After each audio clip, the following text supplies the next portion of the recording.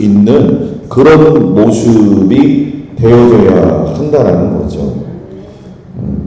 제가 여러분들한테 이거를 하면서 저희 교인들한테도 지금 말씀을 들어주는데 이게 조금 전에 한 말들이 다 지워졌어요.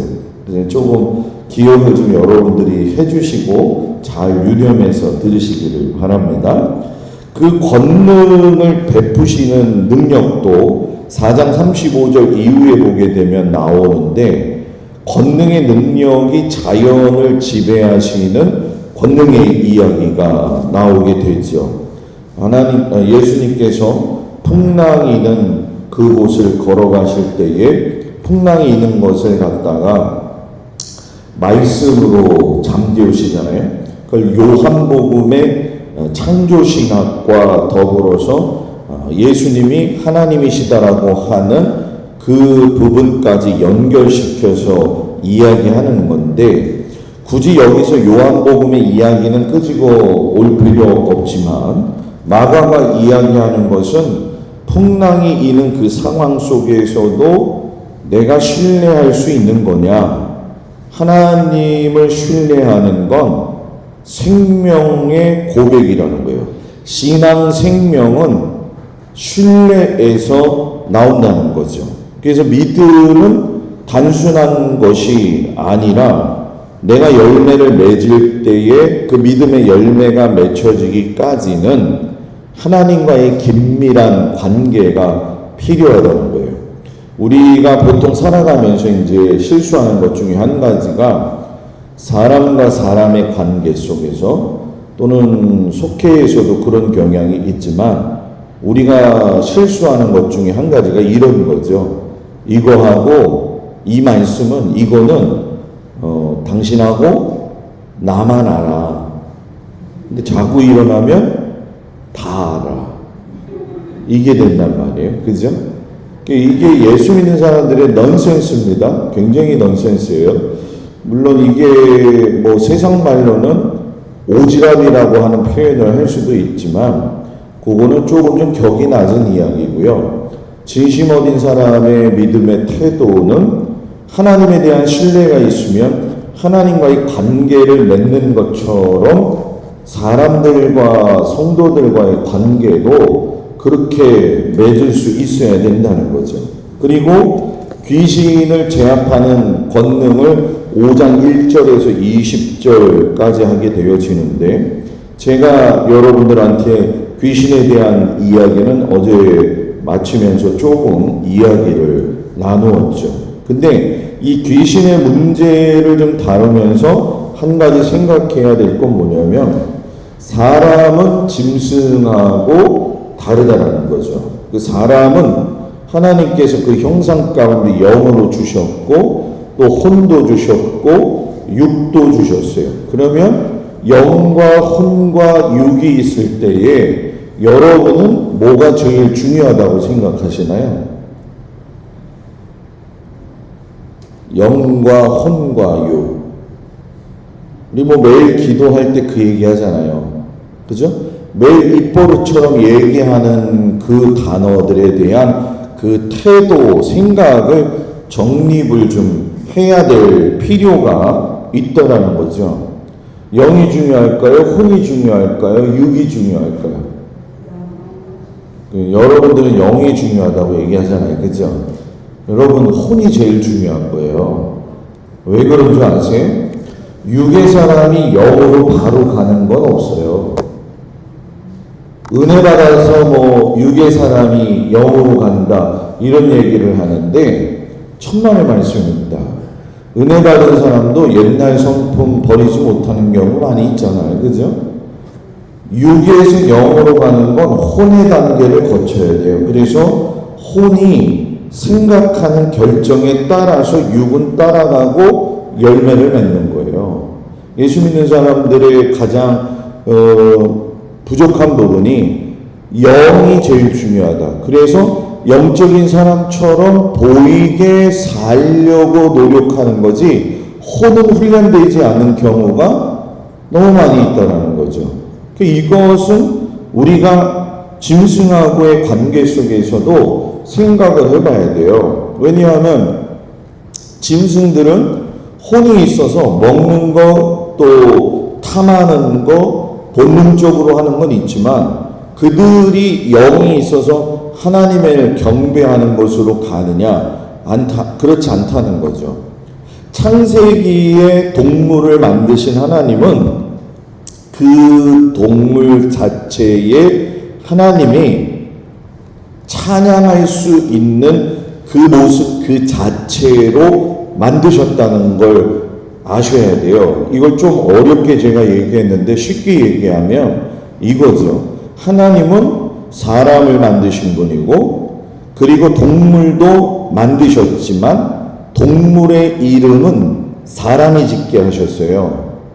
하나님은 사람을 만드시고 사람의 형상 속에 하나님의 형상을 집어넣으셨지만 동물은 똑같이 만들었지만 하나님의 형상이었고 사람이 동물의 짐승의 이름을 지었을 때에는 여러분들의 이름을 부모님이 지었을 때에는 지은 이유가 있단 말이에요. 그게 그 사람의 이름이 가진 정체성이고 그게 그렇게 살라고 축복하신 거잖아요. 그러니까 사람에게 동물을 보여줬을 때 코가 길어서 온 그 모습을 보고 아 저건 코끼리야 라고 했을 적에는 코끼리로서의 정체성을 사람이 심어줬기 때문에 그 짐승은 사람의 권위 아래에서 생육하고 번성할 수 있도록 충만해지는 것이고 그걸 관리할 수 있는 청지기로서의 사명이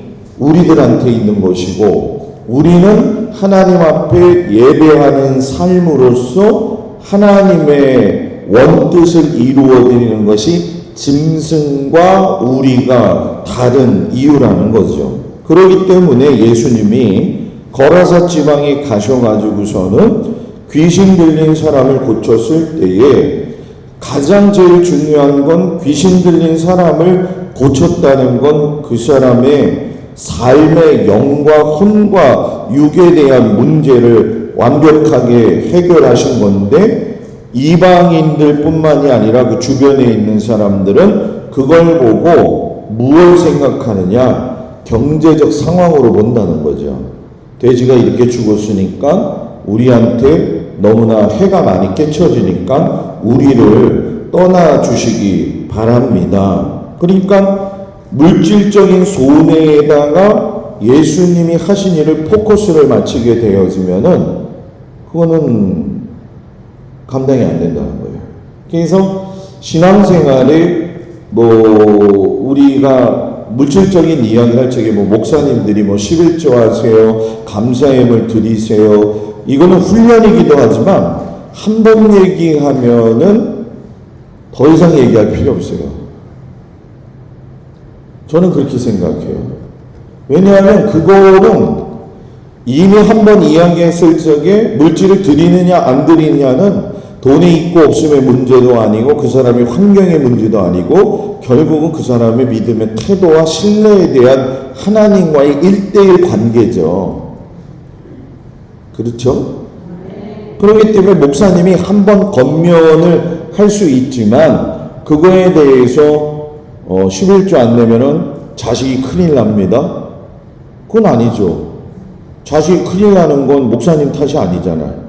목사님이 저주한다고 되는 게 아니잖아요. 그거는 자신의 믿음의 분량대로 살아가면 되는 거죠. 그래서 이 일이 있고 나서 질병과 죽음에 대한 일이 동시에 5장에 가게 되면 해당장 야이로의 딸의 죽음과 혈루증 여인이 등장하면서 서로 대비되어지는 말씀이 나와요. 해당장 야이로는 우리가 잘 아는 것처럼 그 당시에 아주 유력한 사람이었고 혈루증 여인은 자기의 몸을 갖다가 낫게 하기 위해서 모든 것을 허비했던 사람이잖아요. 근데 이 두 사람의 신앙을 보게 되면 해당장 야이로 같은 경우에는 예수님 같이 가셔서 손을 얹어주세요. 혈루병 여인은 뭐냐? 요청도 못하고 옷자락만 만지면 나을 수 있겠나이다. 이 마음을 가지고 뒤로 가서 만지게 되어지죠. 야이로가 예수님이 함께 가셔서 손을 얹었으면 좋겠습니다라고 가는 도중에 딸의 죽음의 이야기를 듣고 나서 얼마나 절망적이었겠냐는 거예요. 혈루증 여인하고는 또 다른 형태의 상황이 벌어지게 된 거죠. 그런데 죽음 앞에서는 누구도 예가 없다라고 하는 것을 가르쳐 주시면서 야이로에게도 이야기하시고 혈루증 여인에게도 이야기하시는 것은 두려워하지 말고 믿기만 하라, 이거예요. 그러니까 신앙생활의 가장 큰 적은 뭐냐? 두려움입니다. 이 두려움은 어디서 오느냐? 불신에서 오는 것이고 믿음의 부재에서 오는 거죠. 아이 목사님, 사는데 어떻게 인생에서 걱정 안 하고 살 수가 있습니까? 걱정은 불신이에요. 불신은 결국 믿음에 없음이라는 거죠. 이건 출애굽 시대의 이스라엘 백성들에게 내려온 아주 고질적인 문제입니다. 이 문제는 지금도 우리가 같이 가고 있는 거죠. 그래서 예수님이 빨리 오셔야 돼요. 예수님이 빨리 오셔야 돼요. 예수님이 빨리 오셔야 돼요. 다 그러잖아요. 목사님 빨리 죽고 싶어요. 주님 나라에 가고 싶어요. 몸이 너무 아파서 빨리 죽고 싶어요. 그래서 제가 그래요. 병원 가지 마요, 그럼. 빨리 죽고 싶으면 병원 안 가면 되잖아요. 그죠? 지금 우리의 삶은 피 터지는 삶의 현장이지만 두려움의 지배를 받으면 거기서 수dob입니다. 그래서 예수 믿는 사람은 제가 늘 저희 성도님들한테도 이야기하지만 선포해라. 선포하면서 나아가는 게 중요하다. 그러니까 이런 권능을 베푸는데 고향 사람들은 예수님의 권능을 믿지 않아요. 자, 이 얘기는 뭐냐면 고향 땅에 가셨기 때문에 능력을 제한받아서가 아니라 믿음이 없는 곳에서는 권능을 행해야 될 이유를 발견하지 못하셨다라는 거죠. 의미를 주었는데 의미를 알지 못한다면 그 의미가 되겠냐는 거죠.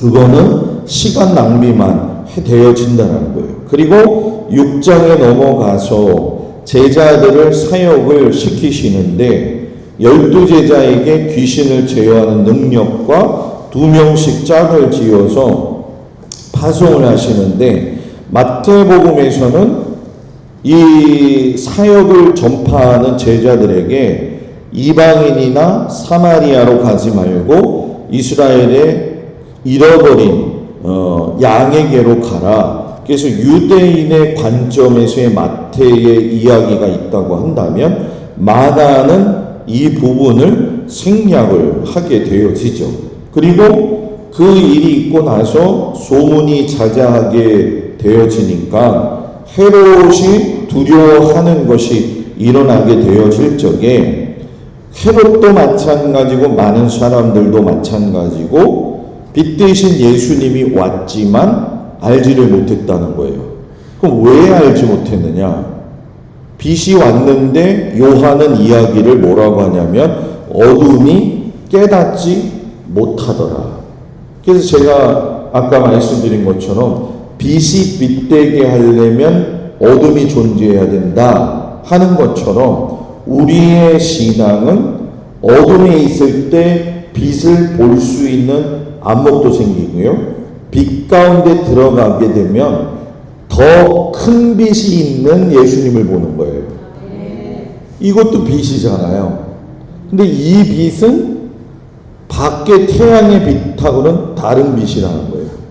어두운 곳에서 일로 들어와서 이 빛을 경험했다고 한다면 밖으로 나가서 우리는 태양의 빛을 경험해야 된다는 거죠. 이것이 신앙 성장이라는 거예요. 그래서 이러한 미숙한 제자들을 깨닫게 하시기 위해서 권능을 베푸시기 시작하시는데 5천 명을 먹이시는 거죠.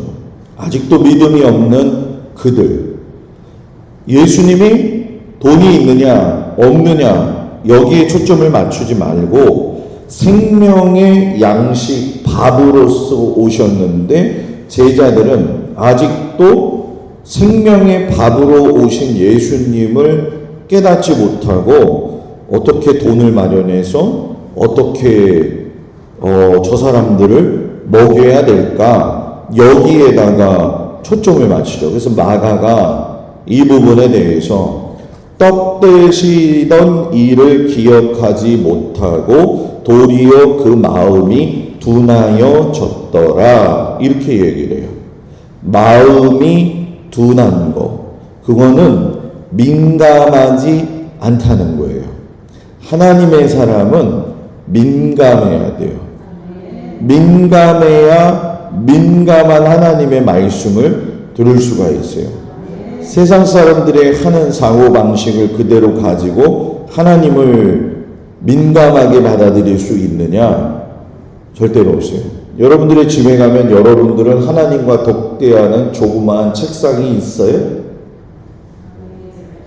있어요? 네. 가가지고 자기 책상을 만들던 탁상을 만들던 하나님과 1대1로 자리를 마련하는 사람은 거기서부터 골방이 되는 거예요. 골방 만들어 놓으니까 다락방 들어가는 걸로 생각하는데 내가 가는 그곳이 골방이 되어진다는 건 하나님을 그 자리에 모신다라는 거예요. 어떠한 상황이 있고 어떤 사람들하고 만나는 상황 속에서도 하나님 앞에 평정심을 유지하면서 문제를 아뢰 수 있는 사람.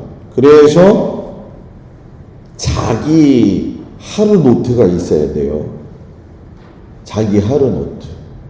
저녁이나 아침이 되면 내가 어제 했던 일들이 무엇이 있느냐. 그래서 요걸 요즘 본 따가지고 교회들마다 감사 노트 운동이 있잖아요.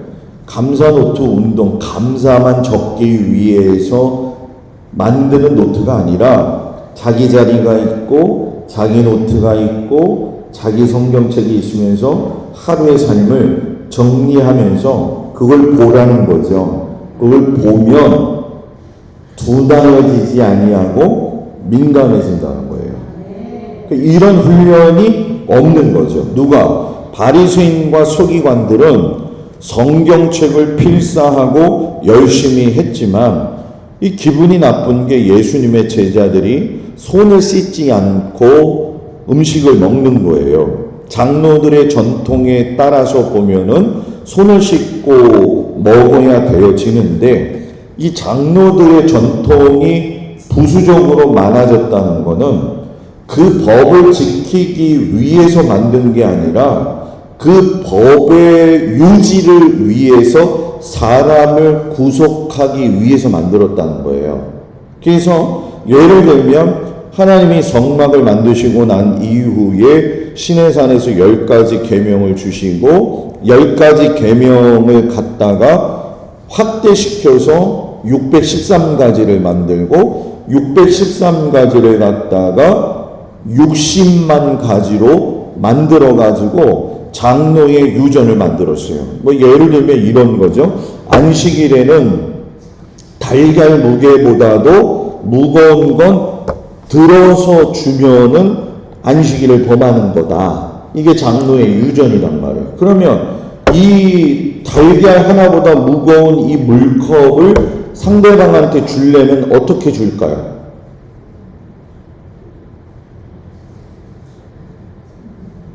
이게 이제 성막에서 나오는 거거든요. 이제 가르치는 건데 장로들의 유전은 이거죠. 들어서 주지 말아라. 그러면 밀어서 주라는 거예요. 여러분 웃지만 이게 이스라엘의 상호 구조고요. 이게 유대인들의 유대 전통에 의한, 그러니까 저는 개인적으로 뭐 이런 말을 좀 하면 어떻게 될지 모르겠지만은 교회 안에서 뭐 내교를 만들잖아요. 그죠? 뭐 전혀 모르는 얼굴들이에요, 지금. 내교를 만들어요. 하나님의 법이 우선인데 사람들이 내교를 만들고 그 내교에다가 하나님의 법을 적용하는 건 잘못됐다는 거죠. 결국 내교를 만든다는 건 뭐냐면 사람이 필요에 따라서 시기적절하게 자기들에게 편리하기 위해서 내교를 만든다는 거예요. 이 장로들의 전통은 내교였다라는 거죠. 하나님의 말씀은 귀에 걸면 귀걸이나 코에 걸면 코걸이가 아니라는 거죠. 그래서 예수님이 밖에서 들어오는 것이 사람을 더럽게 하는 게 아니라 사람에게서 나오는 것이 사람을 더럽게 한다. 그러면서 예수님이 회칠한 무덤 같은 자들이라고 이야기를 하시거든요. 왜 회칠한 무덤인지 혹시 알고 계시나요? 이걸 빨리 얘기를 하시면 빨리 가르쳐주고 가고, 안 얘기하시면 그냥 가고. 넘어가요? 예?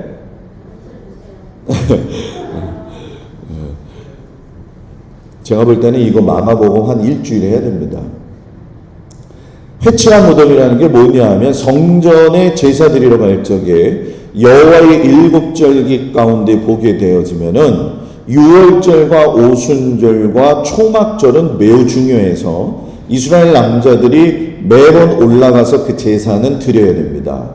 그때 올라올 적에 이렇게 올라오다 보면은 성전에서 레위 사람들을 파송해 가지고서는 유대 광야 지역에는 뭐 비가 오든 어떤 상황이 되었든 가난한 사람들은 뭐 여러 가지 상황 속에서 또는 짐승들이 죽었던 뭐 뼈라든가 하는 것들이 땅들에 많이 분포가 되었을 것이고 그 분포되어진 상황 속에서 행여자들이나 이런 사람들이 죽음도 묻혀져 있었다는 거죠. 그러면 성전으로 예배드리러 오는 사람들의 정결한 것을 유지시키기 위해서 레이에서 파견되어진 사람들이 돌아다니면서 짐승이나 사람의 뼈가 있는 곳에 회를 치라는 거예요. 그리고서는 그거를 피해 오라고 만들어 놓은 거예요.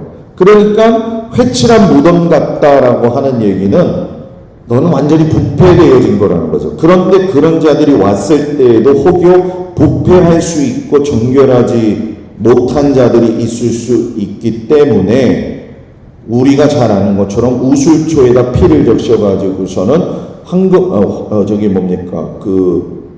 송아지를 잡아가지고 그 잿물을 타가지고서는 정결하게 되어지는 거죠. 그러니 이런 사고방식의 전통을 가지고 있는 유대인들이 바라보는 지도자들이 바라보는 예수님은 당연히 받아들이지 못하는 거고 기분이 나쁜 거죠. 이때에 이제 우리가 수로버니게 여인이나 귀먹고 말 더듬는 자를 고치시는 예수님의 이야기가 나오는데 7장 전체에 보면 이것은 이사야의 예언을 따라서 마지막 때에 일어날 징조를 실현시키시는 말씀이에요. 그래서 이사야서 35장 5절 6절에 보게 되면은 맹인이 눈을 뜰 것이고 못 듣는 사람이 듣게 될 것이고, 그래서 여러분들 이런 것들이 그대로 이어지죠.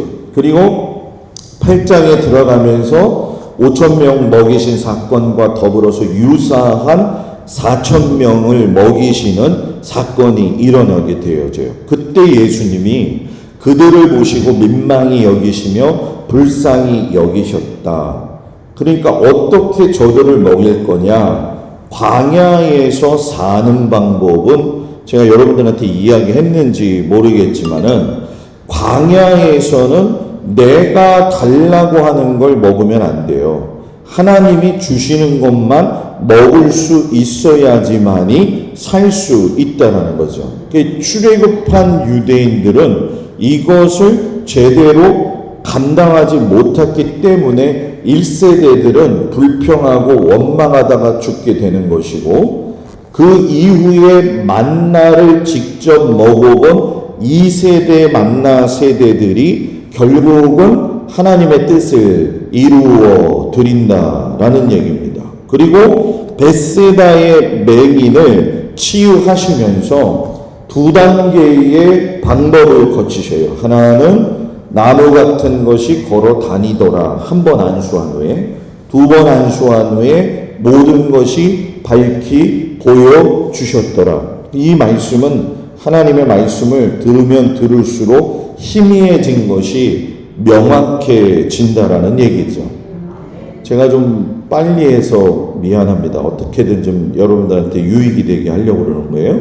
마가복음 이제 8장에 들어가면서 순환에 대한 예고를 하게 되어지시죠. 여러분들이 잘 아시는 것처럼 8장 27절에 보게 되면은 예수님이 가이사랴 빌립보, 성경책 지금 보지 마세요. 저만 보셔야 돼요. 가이사랴 빌립보에 가게 되어지는데, 가이사랴 빌립보는 이스라엘의 북부 지역입니다. 거기에는 판신이 있고, 가이사랴 빌립보 지역 자체가 어떤 특성이 있었냐면은 로마의 생활을 경험해보고 싶은 사람, 로마의 시민권을 가지고 로마로 가기 전에 모인 사람들이 모인 곳이 가이사랴 빌립보입니다. 쉽게 설명하면은 로마 문명을 경험해보고 싶은 사람들이 모여 사는 곳이었다는 거예요. 그러니 갈릴리 위에 있지만 유대 사람들은 종교적이고, 유대 지역은 종교 지역이고, 갈릴리 지역은 피폐한 지역이고, 사마리아 지역 같은 경우는 뭐 인간 취급도 못 받는 상황 속에서 가이사랴 빌립보에 예수님이 등장을 하신 거죠. 3년을 돌아다니실 때에 옷이 얼마나 남루하셨겠냐는 거죠. 가이사랴 빌립보의 휘황찬란한 그 현지에 예수님이 딱 등장하셨을 때에 예수님이 물으시는 거죠. 사람들이 나를 누구라고 하느냐? 제자들은 선지자 중에 하나입니다. 세례 요한이라고도 합니다. 엘리야라고도 얘기합니다. 이게 중요하지 않다는 거예요. 너희는 나를 누구라고 하느냐? 베드로가 주는 그리스도시요 살아계신 하나님의 아들입니다. 이 이야기를 했는데 부딪혔다는 거예요. 어디서 부딪혔느냐? 예수님이 그 말씀을 하시고 나서 바요나 시모나 내가 잘하였도다 하고 나서 음부의 권세를 이기는 교회를 네 반석 위에다 내가 찍을 것이다 라고 했는데, 나 이제 십자가 지러 고난받으러 예루살렘으로 갈 거다. 아니되옵니다. 누가 얘기한 거예요? 베드로가. 그러니까 예수님이 사탄이라고 이야기하잖아요. 여러분, 이거 아주 심각한 문제예요. 왜? 바른 고백을 하고 바른 신앙을 한다 할지라도 그게 하나님의 뜻에 맞지 않으면 사탄이 될 수 있다는 거예요. 자, 이 얘기는 뭐냐? 교회에는, 목사와 성도들의 삶에는 좀 이게 좀 과격한 말이 될 수는 있겠지만, 착하고 충성된 종이 있고 악하고 충성된 종이 있어요. 여러분들은 어떤 종인지 여러분들 스스로가 평가를 하세요. 제가 목회하면서 저는 굉장히 유별난 성도들만 만나서 목회를 해봤기 때문에 이 바닥을 다 압니다. 그래서 저는 말하기는 뭐 강화도 마찬가지고 저희 교회도 마찬가지고, 하나님이 주신 인생 속에서 왜 악하고 충성된 종이 되고 그게 신앙의 면류관을 받는 것으로 착각하고, 그러면 그게 내가 똑똑한 것 같고, 그러면 내가 좀 신앙생활 하는 것 같고, 바뀌어야 돼요. 왜 악하고 충성된 종이 되냐는 거예요. 착하고 충성된 종이 되어야 되는데, 그럼 목사님한테 무조건 순종하라는 얘기입니까? 여기에는 복잡 미묘한 것들이 많습니다. 왜냐하면 여러분들이 목사님을 위해서 기도해야 될 이유도 되는 것이고, 여러분들 스스로가 기도를 해야 되는 문제는 거예요. 목사의 삶은 여러분들이 만들어가는 것이고, 목사의 삶도 결국은 하나님의 뜻에 맞추어 가기 때문에 윈윈이죠. 시너지 효과가 있어야 된다는 거예요. 뭐 브레이크를 걸고, 목사님 이건 아니지 않습니까? 지방에 가서 보십시오. 의장하고 손드는 사람 있잖아요. 그 사람만 들어요. 이거 너무 과격한가? 네? 그게 똑똑한 게 아니라는 거예요. 내가 말을 못해서 내가 바보라는 게 아니라는 거예요. 이 뜻이 하나님의 뜻에 맞는지 그걸 놓고 심히 고민해야 될 필요가 있고, 그 고민은 기도와 믿음의 태도로 나타나게 되어진 거죠. 그래서 예수님이 너희들은 이와 같이 희생하라 하고 이야기를 하시죠. 그리고 두 번째 순환 예고를 하시는데, 베드로와 야고보와 요한을 데리고 변화산 다볼산에 올라가셔가지고 엘리야와 모세를 만나시게 되어지죠. 베드로가 너무 황홀한 거예요. 여기서 초막셋을 짓고 자면 안 될까요? 안 돼. 내려가. 환상에 빠진 신앙, 이적과 은사에 빠진 신앙이 물론 좋을 수 있어요. 그러나 거기에 몰두하지 말라는 얘기죠. 왜냐하면 환상과 이적은 세상에서 볼 적에는 굉장히 기적적인 일이지만 우리가 하나님 나라에 갔을 땐 보편적인 일이에요. 그러니까 너희는 보편적인 일을 하나님 나라에서 경험할 거기 때문에 지금의 현실적 상황 속에서 너희들은 어디로 내려가야 되느냐? 땅으로 내려가야 된다는 거예요. 우리끼리의 신앙생활, 좋은 모임, 그게 아니라는 거죠. 예수를 믿지 않는 자들과 어떻게 접촉점을 가질 것이냐.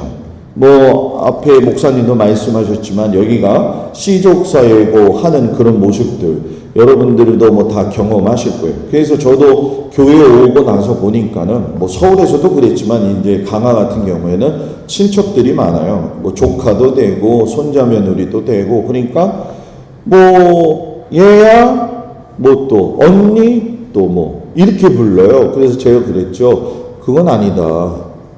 교회는 하나님의 교회이기 때문에 손자 며느리 조카가 있기 때문에 오빠 이렇게 부르는 게 아니라 집사님으로 불러주고 권사님으로 불러줌으로 인해서 교회 안에서 이 공동체가 가진 신성한 직임이 무엇인지를 가르쳐 줘야 된다는 거예요.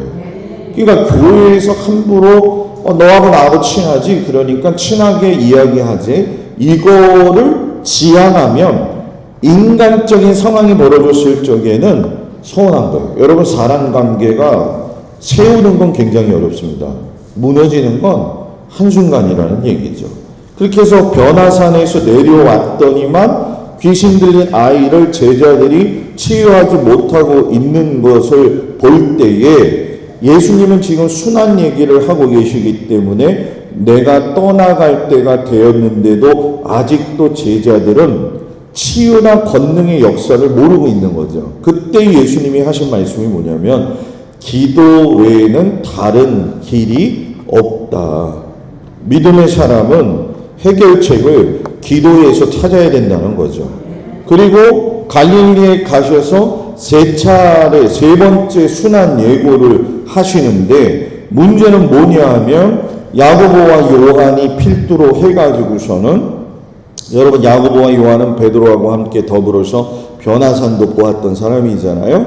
야이로의 딸의 어떤 죽음을 살린 것도 보았던 사람들이잖아요. 이런 그들을 보게 되면 야고보의 요한의 어머니가 와서 하나는 우편에 좌편에 앉게 해 주십시오. 지금 예수님은 당장 십자가에 매달려 돌아가실 수밖에 없는 상황인데 아직도 그들은 여전히 인간적 지위에다가만 두고 있는 거예요. 교회가 해야 될 일이 뭐냐? 하나님께서 원하시는 나의 삶에서 해야 될 게 뭐냐? 이게 중요한 거지, 내가 교회에서 어떤 위치를 가지고 있다, 나는 이 정도 된다, 이건 아니라는 거죠. 이건 굉장히 미숙한 거예요. 이래서 이것 때문에 교회가 분열이 나는 거고, 이런 마음 때문에 결국은 하나님의 교회가 시름시름 아픈 겁니다. 이것을 지향하지 아니하고 하나님 안에서 내게 목사라는 타이틀을 줬으면 이게 얼마나 무겁니까? 여러분들은 안 무거워 보이죠? 무겁잖아요. 장로 권사, 집사, 시간 되면은 몇 년 지나면 주는다? 아니라는 거예요, 여러분. 그 이름에 걸맞는 삶을 살아야 되는데 12명의 제자들은 아직도 독점의식, 우월감, 교만의 모습. 요한이 이야기를 하죠. 예수님, 지금 예수님의 이름을 가지고 어떤 사람들이 죄를 사하는 권세를 했는데 귀신이 내어 쫓았어요. 그런데 우리가 시키지도 않았는데 지들끼리 해가지고선 그런 일을 해서 제가 하지 말라고 했어요. 이 얘기를 하는 거예요. 이게 뭐냐면은 내가 예수님의 제자인데 다른 사람이 그 하는 꼴을 못 보는 거죠. 그러니까 예수님이 뭐라고 이야기하시냐면 가만히 놔둬라. 주의 복음이 전파되어져야 되기 때문에 그런 거 아니냐 말씀하시죠. 그래서 이 신앙이 성장한다는 건 약자에 대한 배려가 분명히 있어야 돼요. 그래서 예수님이 10장에 가게 되면 약자에 대한 배려를 하게 되는데 아내를 버리지 말아라. 왜? 그 당시에는 아내를 버리면 사회 구조상 남편이 없는 여자들은 생활하기가 어려운 상황이었다라는 거예요. 그래서 신명기 24장에 보면은 아내를 버리는 것이 가능한 이유를 설명하지만 율법의 근본적인 정신을 위배하는 것이 아니라 법에도 악한 법이 있고 선한 법이 있는데 사람 죽이는 법은 악한 법이니까 창조의 원리를 따라서 하나님 앞에 그 여인을 데리고 사는 것이 옳다. 그런데 하나님이 아담과 하와를 만드셨을 때에 하와는 여러분 히브리어 원문을 보게 되면 여자라고 하는 존재의 뜻은 고발하다라고 하는 뜻이 있어요. 고발하다라는 뜻. 여자가 고발할 사람이 누가 있겠어요? 여자분들은 왜 대답을 안 하세요? 여자들이 고발할 수 있는 대상은 자기 아내, 자기 남편이에요. 그러니까 성경에서 말하는 너희가 둘이 연합하여 하나가 되어져서 협력하고 도우라는 얘기는 여자의 원어가 가진 뜻에 고발하다 하는 뜻이 무엇이냐면 남편이 이런 부분은 부족하니까 요것을 갖다가 고발, 이야기해서 그 사람을 돕는 거죠. 바가지를 긁으라는 게 아니라. 그죠? 집에 바가지가 얼마나 많아요? 네? 이 성경을 조금만 더 깊이 알면요, 여러분 굉장한 하나님의 은혜가 있습니다. 그리고 나서 이제 마가복음 11장 16장에 가게 되면은 하나님의 뜻을 이루는 일이 시작이 되어져요. 왕으로서의 입성이 이제 11장에 들어오게 되어지는데 사람을 태운 적이 없는 나귀를 가지고 오라고 했다. 누가 쓸 거냐? 주가 쓰시겠다 하라. 나귀를 탄다.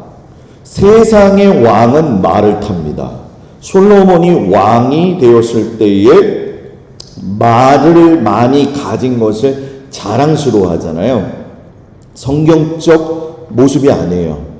말은 능력이 되기도 하고 권세가 되어지기도 하지만 짓밟는다라고 하는 뜻이 있어요. 전쟁의 말이기 때문에. 요한계시록에도 보면 말 탄 사람들이 많이 등장하게 되어지잖아요. 그래서 하나님의 원리는 말을 타고 하는 것이 아니라 나귀, 그것도 어린 나귀를 통해서 흠없는 순전한 자를 통해 가지고서는 이 땅에 임재하시는 예수님의 모습을 직접 보여주신 거죠. 근데 무화과 나무가 열매도 안 맺어요. 성전에 갔더니 팔고 먹고 난리가 났어요. 그 모습을 예수님이 이야기하시고 마가가 그 부분을 언급한 거는 그것이 그 당시의 영적 상태였다는 거예요. 그래서 마가는 예수님이 오셨다 할지라도 그 이스라엘의 영적 상태가 너무 피폐했기 때문에 실상 그들이 보고 있는 예수님은 하나님을 오히려 더 모독한다고 여겼지만 하나님의 아들은 그들이 하나님을 모독하고 있는 걸 분명히 이야기하셔요. 그래서 성전에 들어갈 때에 미크바 해가지고선 정결례를 통해 가지고 요즘 말로 이야기하면 침례라고 하잖아요. 이 침례의 과정을 겪어서 성전에 들어가게 되어지거든요. 그래서 이스라엘 예루살렘에 가면 성전 들어가는 서쪽 지역에 보면 정결례 탕이 있습니다. 그래서 미크바, 물에 잠긴다 이런 뜻이거든요. 이스라엘이 홍해를 건널 때에 홍해가 갈라졌고 홍해 안으로 들어갔다라고 하는 건 미크바 이 뜻이 있는 거예요. 근데 문제는 뭐냐면 세례 요한도 그랬고 예수님도 그렇고 세례받아라 회개해라 했을 때 미크바를 그 정도 수준의 미크바로 생각한 거예요. 그러니까 뭐 들어갔다가 나와서 손 닦고 성전 들어가서 예배 드리면 되지. 여러분들이 교회 오실 적에 일주일 동안 죄 짓고 살았지만 내가 예배 드리면서 여기서 예배 잘 드리고 나면은 뭔가 하나님한테 죄사함 받은 것 같고 왜 교회에서만 그래야 되냐는 거죠. 삶의 현장에서 미크바는 계속 나타내야 되는 거고 삶의 현장에서 예수님의 말씀은 나를 계속 다스리셔야 되는 거고 삶의 현장에서 고군분투가 할 적에도 예수님의 말씀은 나에게 권위의 말씀이 되어지셔서 나를 살리는 능력의 말씀으로 내가 경험해야 된다는 거예요. 그러니까 성전에 들어가서 번제 소제, 화제, 화목제, 소제, 속건제 딱 드리고 나니까 나 예배 잘 드렸어. 11시 예배 잘 드렸어. 이제 끝. 이게 우리의 삶의 모습은 아니라는 거죠. 그러면서 예수님이 뭐 세금을 내야 되냐 말아야 되냐 이런 얘기를 하면서 많은 사람들이 예수님을 올가미에 이제 씌우려고 할 적에 바울도 그랬지만 예수님도 마찬가지로 바리새인과 사두개인의 그 결정적인 문제의 차이가 무엇이냐면은 바리새인은 율법적인 것을 굉장히 강조하지만 사두개인들은 똑같은 것 같지만 다른 게 있어요. 그게 무엇이냐면 부활은 없다라는 거예요. 그러니까 바울도 나중에 이 문제를 가지고 걸고 넘어지지만 사두개인들이 예수님한테 와가지고서 한다는 말이 우리 형이 죽고 난 이후에 형수는 누구의 아내가 됩니까? 계대혼인법에 따라서 수혼법에 따라서 그 밑으로 해가지고서는 형제들이 있으면 그 형제들과 결혼을 해가지고서 계속 살아야 되는데 부활을 했을 적에 도대체 누구의 아내가 되어지는 겁니까? 율법적 전통 안에서 생각하는 건 거기 이상을 넘어가지 못해요. 예수 믿는 사람이 하나님의 영으로 계속 이렇게 훈련되어지고 말씀해 보는 그 언어와 능력과 깊이 이해가 달라지면 어제 읽은 말씀도 오늘 말씀 봤을 적에 그 말씀 속에서 새로운 걸 꺼내내야 되는데 부활이 이렇게 됐는데 어떻게 해야 되는 거죠? 거기에 머물러 있는 거예요. 그러니까 10년 믿어도 뭐 어제 믿은 사람하고 별반 다를 게 없어요. 성경을 잘 찾고 기도를 청산유수처럼 잘하는 건 되게 잘해요. 지금 내가 너무 가격하죠 제가? 예? 미안해요. 원래 이래요 제가. 원래 이럽니다 제가. 그러니 청산유수같이 하는 게 중요한 게 아니라 지금 뭐가 중요하냐? 하나님을 믿으면 새로운 창조와 질서가 생겨서 죽었던 사람이 살아나면 누구 마누라가 되는 게 중요한 게 아니라 하나님의 나라에 거하는 게 중요한 거다. 그러니까 우리가 교회 와서 의자는요 이렇게 삐뚤어지면 안 되고요. 저건 사면 안 되고요. 저건 사야 되고요. 이게 뭐가 중요해요? 필요하면 사고 안 필요하면 다음에 사고 이해가 안 맞으면 조금 놔두고 그 다음에 생각해보고 이런 단순한 문제들을 왜 이렇게 어렵게 피곤하게 사냐는 거죠. 왜 천국에 가서도 그럴까요? 천국에 가서 그러면 여러분 이것까지는 얘기할 시간이 없어요. 너무 비밀스러운 얘기인데 천국은 여러분들이 생각하는 걸 이미 우리들한테 보여주신 거기 때문에 여기까지만 얘기할게요. 궁금하면 다음에 한번 뭐 기회가 되면 만나서 얘기하고요.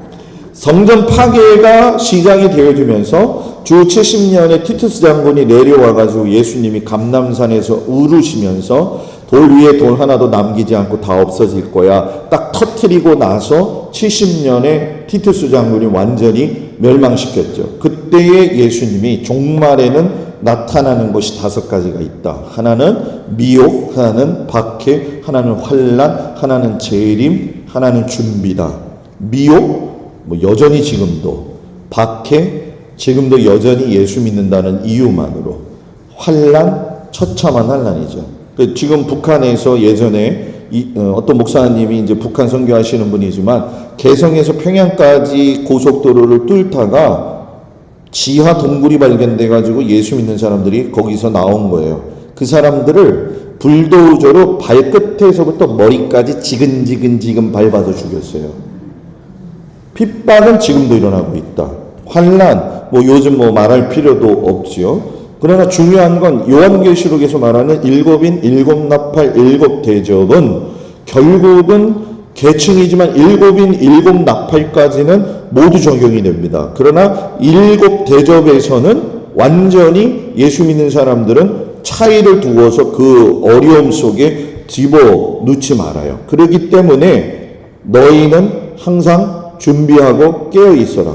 예수님이 몇 년, 몇 월, 며칠에 온다. 이건 굉장히 우리의 초미의 관심사가 될 수도 있죠. 그리고 유대인들은 그해 나팔절이 되어지면 예수님이 올 것이다라고도 공공연하게 이야기하고 있지만 예수님이 내일 오시든 내일 모레 오시든 그게 뭘 중요합니까? 그냥 우리는 우리 살던 대로 살면 되는 거죠.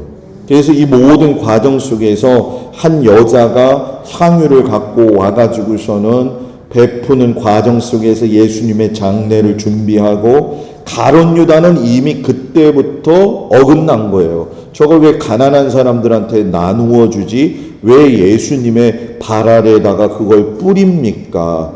교회가 구제와 선교와 여러 가지를 하는 것도 중요하지만 제일 중요한 건 하나님의 이름을 빗대게 하는 게 중요한 거죠. 수단이 목적이 되어지면 안 된다라는 거예요. 그 수단을 갖다가 마치 최고의 목표로 생각하면 안 된다는 거죠. 그래서 예수님이 그 모든 설명을 하시고 안 되니까 내가 보혜사 성령을 너희들한테 보낼 거야 라고 하시고 겟세마네 동산에 베드로와 야고보와 요한을 데리고 가셔서 기도할 때에 제자들이 잠을 자잖아요. 근데 이제 육체적으로 피곤하니까 잠을 잔다 이렇게 얘기하지만 여기서 우리가 배울 건 뭐냐? 비상시에는 비상기도를 해야 된다는 거예요. 이 훈련이 필요하다는 거죠. 결국은 예수님이 십자가에 못 박히시면서 그 죽음 이후로 해가지고 복음 1세대가 복음 2세대, 쉽게 설명하면 바울을 기점으로 해가지고 유대와 이방인들의 선교 전초 기지의 문제, 이런 상황들이 전해지면서 여러분들이 잘 알고 있는 디모데, 디도, 두기고 이런 사람들은 복음 2세대가 되어지잖아요. 그래서 마가도 바울과 동행했다가 1차 누락되어졌지만 다시 돌아와서 마가복음을 지은 것이고 그 마가복음을 지으면서 자신의 실수나 연약한 점을 다른 제자들과 동등선에서 똑같이 고백한 것이 이 마가복음이고 그러면서 마지막까지 부활하신 예수님의 증거가 되어지는 3명의 여자들을 첨가시키게 되어지는데 막달라 마리아나 야고보의 어머니 마리아나 살로메라고 하는 여자를 굳이 안 써도 되는데 쓴 건 뭐냐? 눈으로 직접 봤다라는 거예요.